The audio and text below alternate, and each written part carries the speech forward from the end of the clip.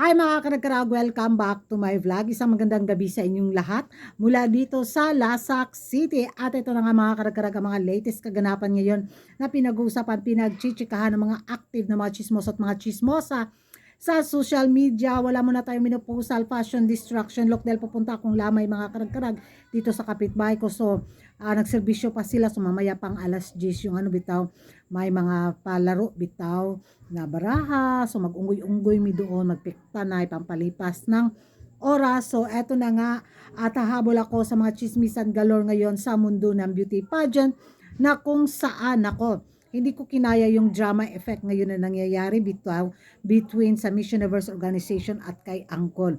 So sa mga na-vlog ko nga nung isang araw mga karag-karag na parang kunyari gulat tayo sa mga pa-eksena na ganito, at nung makita ko yung paorasyon galore ni Uncle na kung saan pinutakti talaga siya ng todo ng mga ibang beauty pageant lovers na hindi sumuporta at hindi sumang-ayon sa kanyang paorasyon no Bina Santo galore mga karagkarag. At nung marinig ko, so masasabi ko rin, bakit din kaya siya pumilit pa na kumuha ng katungkulan, ang lalim ng kurag-kuragan, katungkulan sa Miss Universe organization, kung para kay Uncle sapat na ang MGI kung marami na siyang pa-business, di ba? So kung hindi nyo pa napanood ang video mga karag-karag doon sa kanyang pa-live system, watch this. I am not the owner. I am not interesting.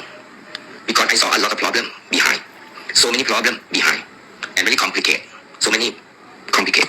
Quite difficult. I just want to work just for working. Taking care. Save universe or taking care of my side if you want. That's it. That's I want to work. I am a happiness guy to work.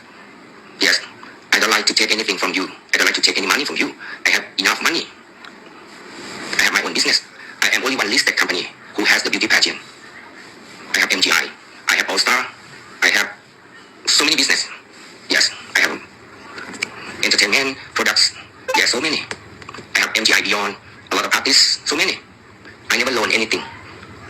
I never own money. I have never get any problem from the criminal or anything problem. No, I am a clean guy. Come to help. But don't bring me to scramble your problem, okay? เราเป็นคนที่ไม่มีปัญหาอะไรไม่ว่าจะเป็นเรื่องคดีความเรื่องการยืมเงินเราเป็นคนมีฐานะเราเป็นคนมีเงินเป็นบริษัทในตลาดหลักทรัพย์บริษัทเดียวที่มีเวทีนางงามอยู่เพราะฉะนั้นเราอาจจะไม่เหมือนกับคนอื่นเราสะอาดเราเคลียร์นะเพราะฉะนั้นต้องเข้าใจว่าเรามาเพื่อทำงานคุณต้องไม่เคลียร์กับเราเอง thank you กิฟซ่าคุณต้องไปเคลียร์กับเราเองนะ I like to work I have my freedom I have my own money I have a good team I have a good attitude I never took anything from others I stand by our feet I standing by our business I have much money enough so I am so much happy I don't want to touch any problem I don't want to get any effect from the problem if you have. So yan ang mga karagkarag narinig at napanood na ninyo. So yun nga, sinabi na ni Uncle marami na siyang pera, may mga businesses na siya, may MGI All-Star na siya, may Miss Grand International na siya, at kung ano pa yung mga negosyong sana ang pinagkakabala ni Uncle.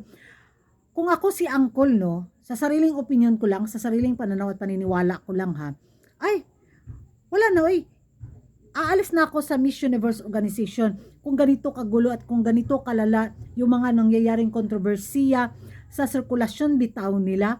So taon-taon na lang ganito yung nangyayari, yung ingay na ginagawa nila sa social media, or parte lang talaga to ng drama nila mga karag-karag, di ba? Kumpara kay Uncle, marami na siyang pera, marami na siyang pangkabuhayan showcase, why pa na need niya ang Miss Universe organization na maging parte siya ng mga trabaho bitaw? Stress lang jud. Sa tinuod lang mga karag-karag, kung ako ay wala, ayoko na stress. Bahala kayo dyan kung magkagulo kayo. Ayokong tumanggap ng kahit mag-sergeant at arms pa ko, kahit taga bitbit lang ako ng kape. Ay nako, doon na lang siguro mag-focus si Uncle sa kanyang papageant bitaw. Doon na lang siya i-full yung energy niya doon sa Miss Grand International, sa sarili niyang papageant, kaysa sumali pa siya sa sirkulasyon ng Miss Universe organization. Dahil, well, kung yun nga, yung niya, sa loobin niya mga karag-karag, or, kung tama yung haka-haka na mga ibang chismoso at mga chismosa sa social media, na party ito ng plano ni Mother Sitang at saka ni Uncle na maging magulo ang Miss Universe organization. para daw mawala ito sa landas ng ng Big Four pageant bitaw at mapalit daw ang MGI. So yun yung mga theory ng mga detective Conan. So yung pagpasok daw ni Uncle sa Miss Universe organization is parte daw nila ng plano ni Mother Sitang para magkagulo-gulo at tuluyan ng mag-goodbye ang Miss Universe pageant at papalit sa Big Four pageant ang Miss Grand International ng Thailand. So, ewan ko sa inyo mga karagara kung ano yung magiging reaction dito nga sa kanilang pa-detective Conan, theory sa chismisan. Again, kunyari gulat tayo, di ba? Parang, o sige na, gumawa ka na ng eksena dyan, kailangan na natin mapag-ingay, kailangan na natin kumita, kailangan natin mapataas yung engagement natin, kailangan mag-top 1 trending tayo sa mga social media platform.